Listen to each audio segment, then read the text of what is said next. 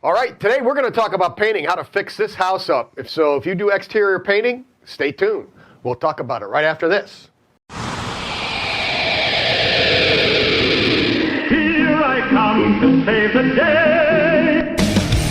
Welcome to Mighty House. This is a radio show for people with problems, home improvement problems, that is, and for people who want common sense guidance on how to build green and live a more sustainable lifestyle. Send an email or call into the show. The Mighty House crew is on the job. This is Mighty House. All right, hey, wait, let's use this in. Hey, we're back. There we go. It works a little better. And Weaved.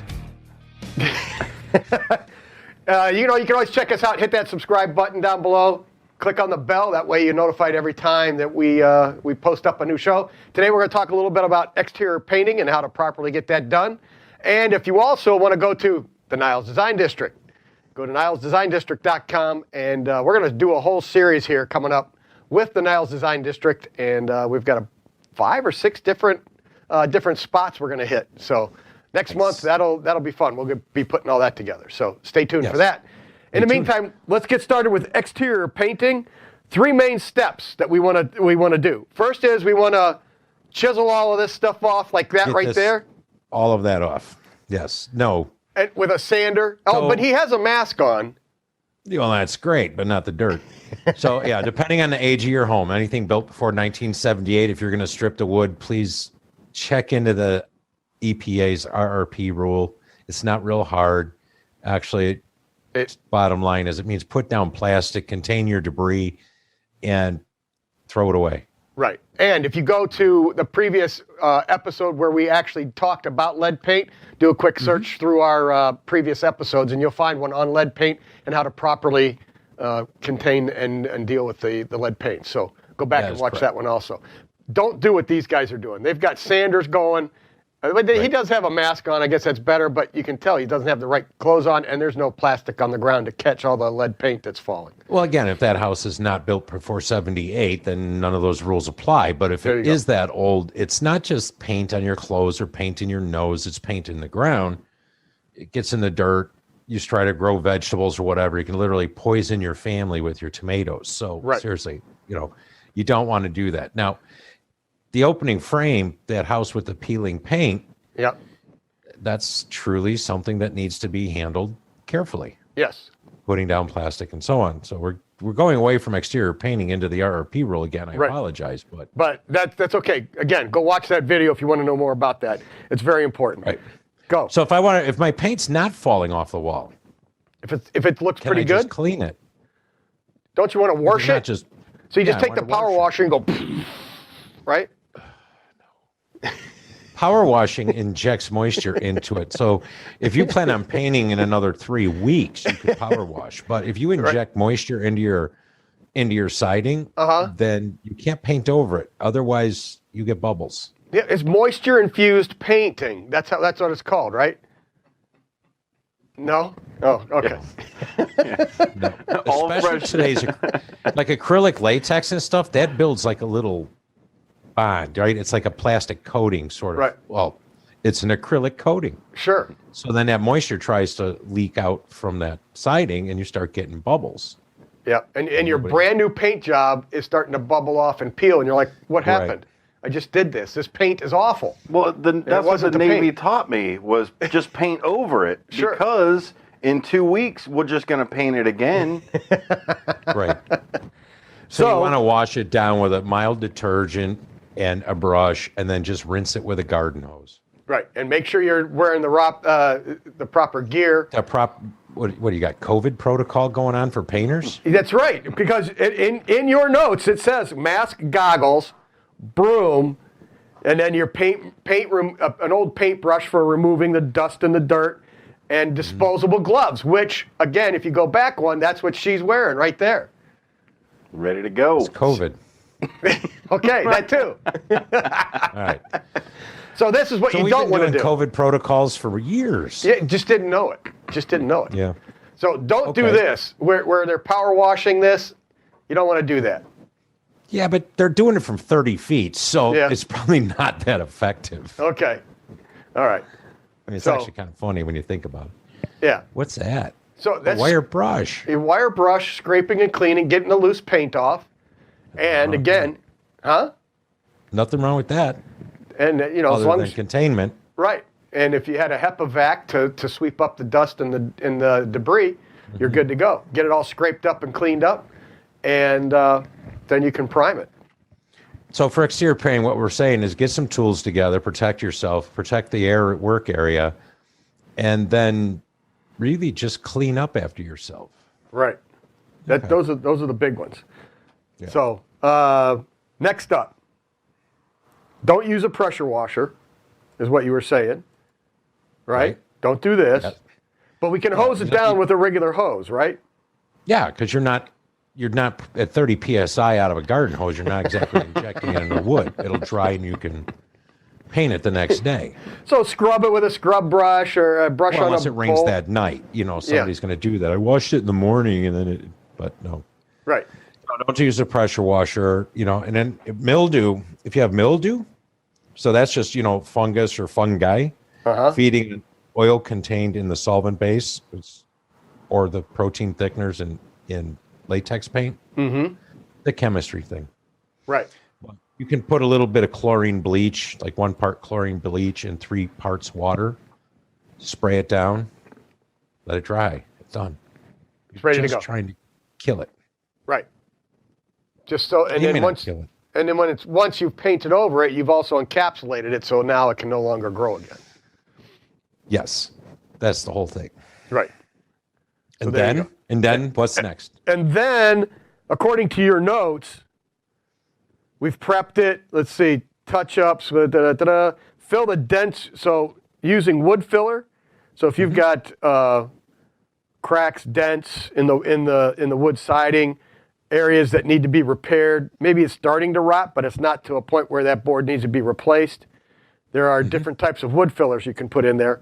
And again, should we go back and refer to our buddy that's Yes, the good filler. Good the latex water-based wood filler that doesn't shrink and it's easy to sand. Yes.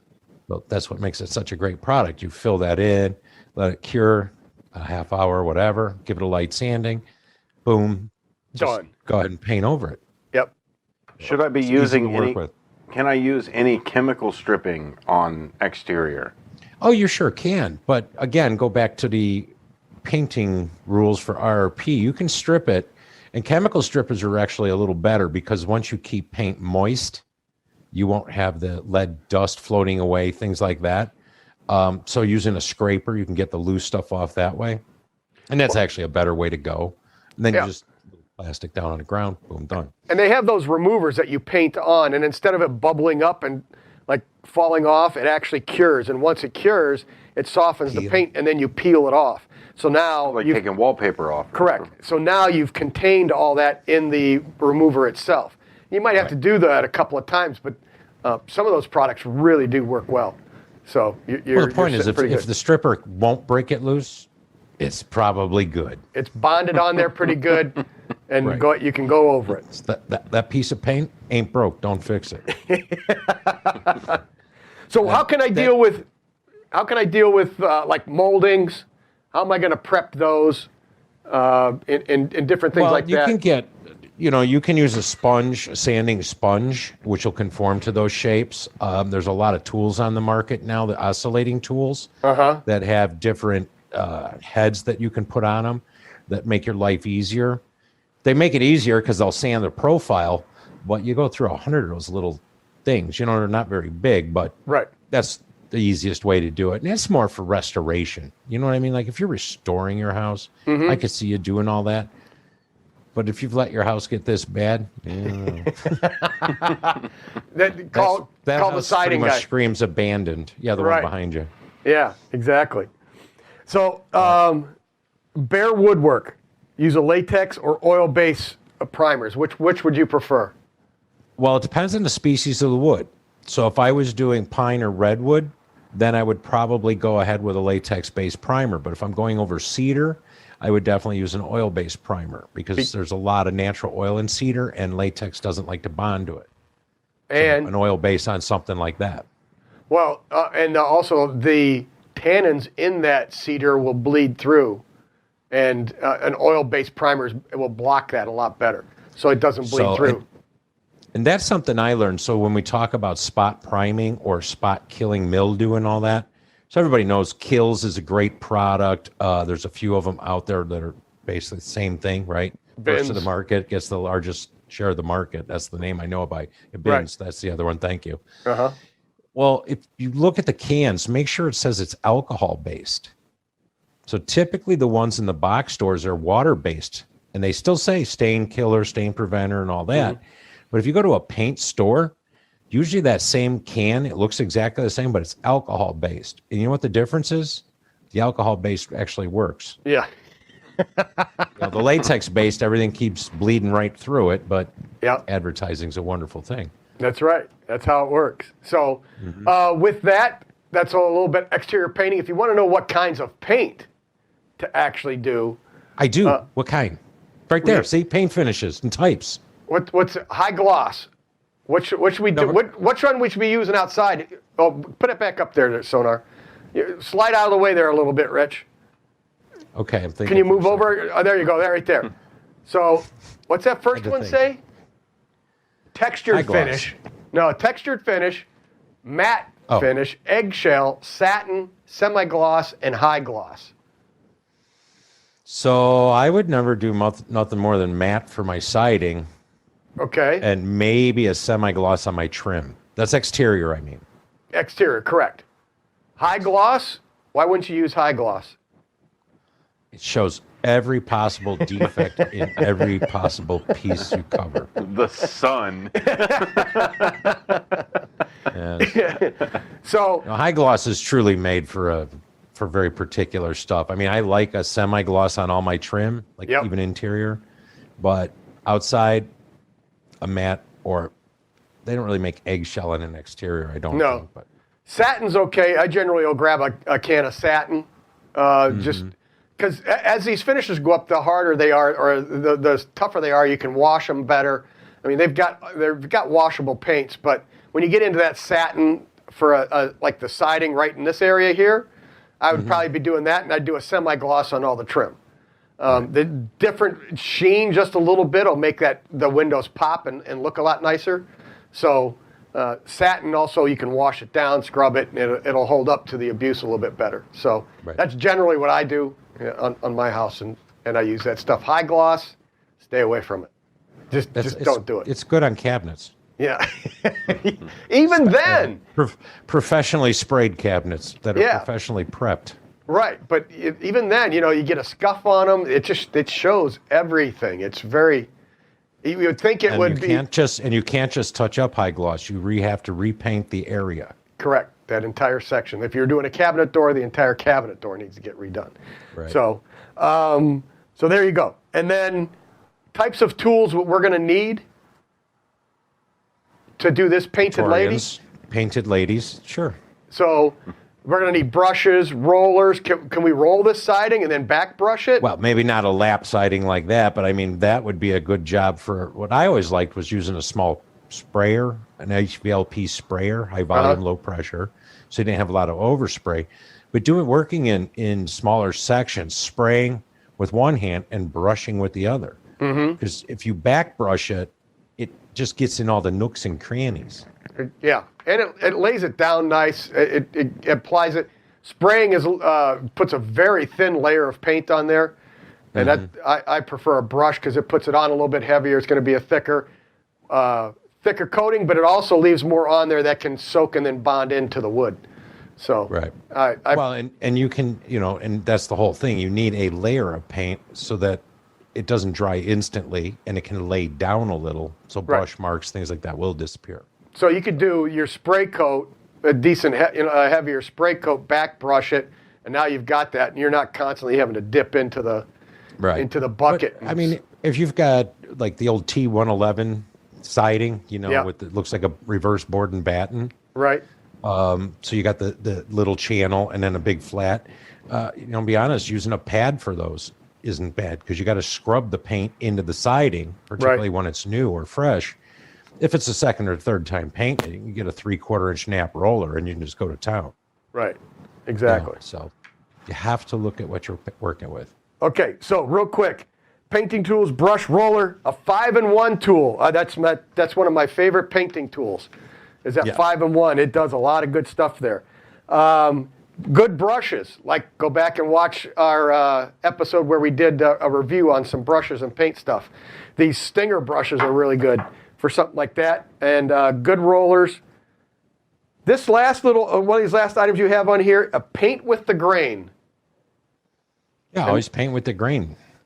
Go the same. Grain you don't go goes up and crossways. down, paint up and down. Don't cross the grain. Like this one here, you're going to go hash up marks. and down. Right. And then full strokes. Like this and down. Like that. Yes. Like that and like that. Board right hand, small board left hand. If you're painting a fence, remember. That's right. Both sides. Both sides. Daniel-san. I thought it was Showing our age. quick strokes. No. Strokes. Like happy little trees. No. That looks awful. You want nice, smooth, long strokes. And when you're going on the siding, it's back and forth. So there you go. All right. Some quick basic tips on how to take care of your exterior siding. And we're going to also talk about in future episodes here what to do with that leftover paint. And then also choosing the right types of paint for your project. So we're going to get into that in some future episodes. In the meantime, I want to say keep it square and level. Until next time. Until next time. Thanks a lot for watching. And go to Design Build. Or what is that? Design District? Where is it, The Rich? Niles Design District. Niles Design District. There you go. And then you can always go to our website, mightyhouse.net, click on the Contact Us page, fill out the newsletter, and we'll fire off a newsletter to you every week, letting you know what's going down. And with that, see you next week. There you go. Boom, done. We did that out of order. We did it out of order. Yeah, we said goodbye and then. And then we kept talking? That's okay. Well, we can promo again. Yeah, that's what we were doing, right? Back sell. Back sell. Is that what it was? A backhanded sell? I think they call that getting off topic. No. Located on Milwaukee Avenue, the Niles Design District is a home improvement destination for consumers, designers, and contractors. For those looking to renovate a kitchen or a bathroom, expand with a new addition, or enhance their curb appeal, Niles Design District in Niles, Illinois offers everything in one convenient location. It's your road to a better home.